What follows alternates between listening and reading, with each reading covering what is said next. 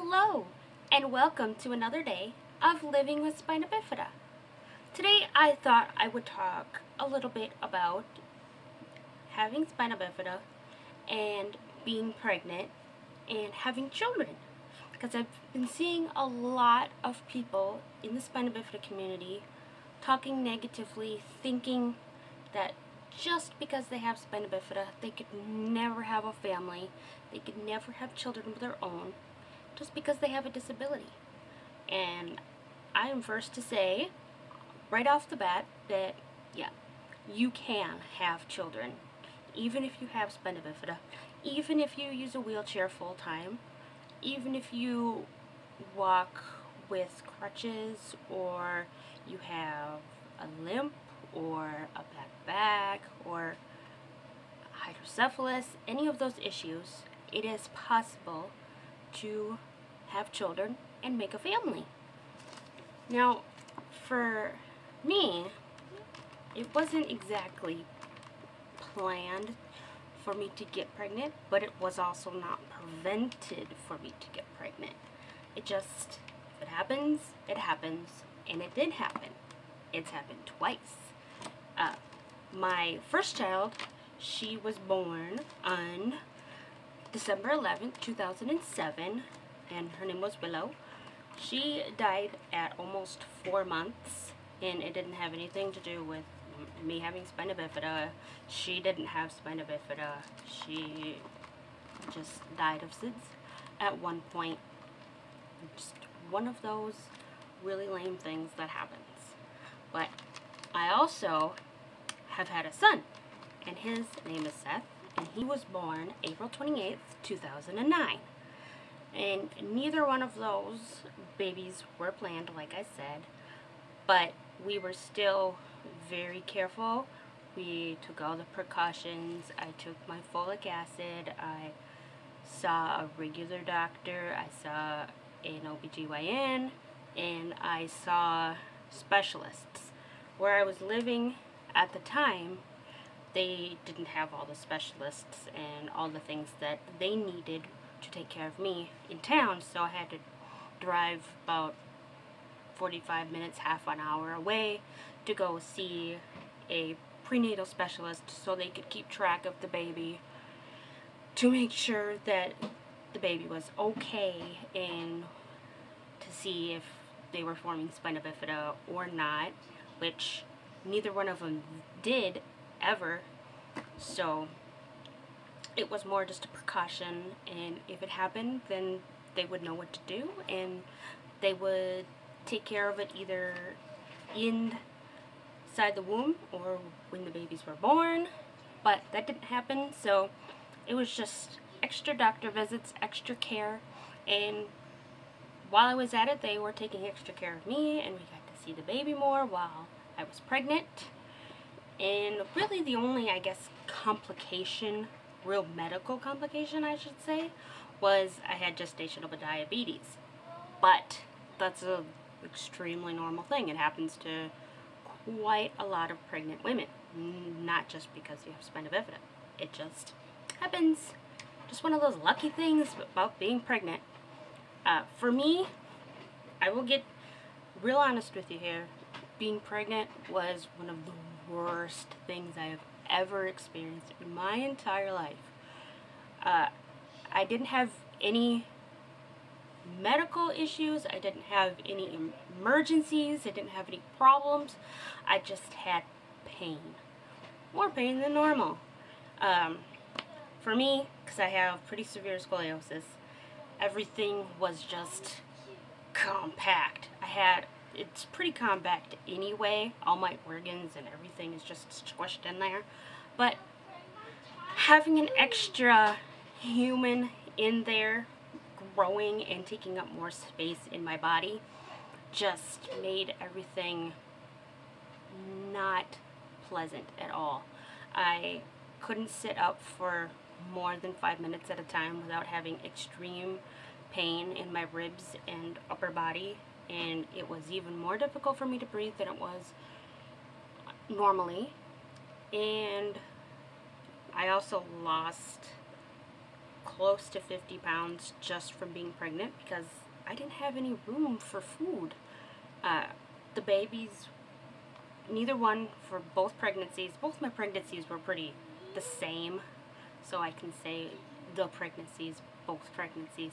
But anyways, both pregnancies, neither baby was in danger of me losing the weight. They were growing happily and healthily, and I just lost a lot of weight while being pregnant. But like I said, both pregnancies were pretty normal, not very eventful, minus my constant pain and being on self-diagnosed bed rest. I put myself on bed rest. The doctor never really thought I needed it. You know, I was never in any danger, just in pain, and that's really not a concern for them. So I put myself on bed rest as much as I possibly could, and as I got more pregnant and time started to go closer to the babies being born, I started being monitored a couple of times a week. The hearts of me and the babies and their breathing were monitored at the hospital. I wasn't like admitted or anything. I just went in for checkups every couple of days, every week. But yeah, nothing too eventful for my pregnancy. They were born happy and healthy. Willow was 7 pounds, 10 ounces, and 19 3/4 inches long. When Seth was born, he was 6 pounds and 13 ounces. Now, I keep saying that the babies were both born happy and healthy and no complications. That meaning that there was no complications related to me having spina bifida. Seth was born with hypothyroidism, and that is unrelated to me having spina bifida. Thyroid issues do run in both sides of my family, so it was probably just a genetic lucky thing that happened to him. He was born with his cord tied in a knot, so if he was born vaginally, I don't know what would have happened with that. But he was also born with fluid in his lungs and a low resting heart rate because of the hypothyroidism. So the first day or so that he was born, he had to live under a little oxygen tent so he could get his lungs happy and healthy. And like I said, both babies were born via C-section. It was planned at 37 weeks is the date that they decided that everything was a-okay for them to go ahead and get those babies out of there.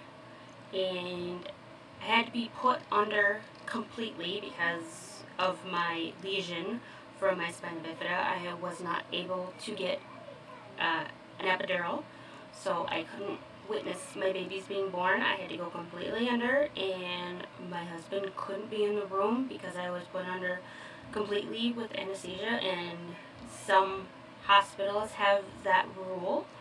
So just the doctors got to see both of my babies being born, and with Seth, because of his medical issues, I didn't even get to see him for the whole first day of him being born. He was born early in the morning, and I didn't get to see him until early evening that day of his birth.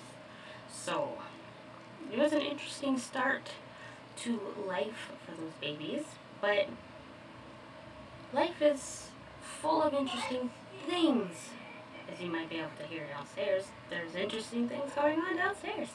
But yeah, like I said, I have spina bifida, I'm married, and I made a family. And you can do it too, if that's what you really want. There is so many ways for you to have children. Whether you are a male with spina bifida and you want to have a child with your wife, if you are a female and you want to have children with your husband, there are so many different ways to do it.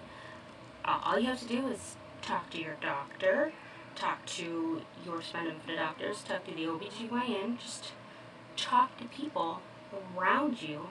You can talk to someone like me. You can get ideas of what it's going to be like, what you need to do, what kind of help you need to get, and you can make it happen. It's not going to be an easy thing, but nothing comes easy. If you really want it, you will be willing to work for it, and that's all you have to do is just want it and get it. And carrying the baby yourself may not be the option, so you may need to get a surrogate. You may need to adopt. You may not be able to make children yourself, but a lot of people can't do that. So artificial insemination, that's an option too. So there's options all over the place, and if you want it, you can get it. It's just gonna have to take a little bit of work, but nothing that is worth it really comes easy.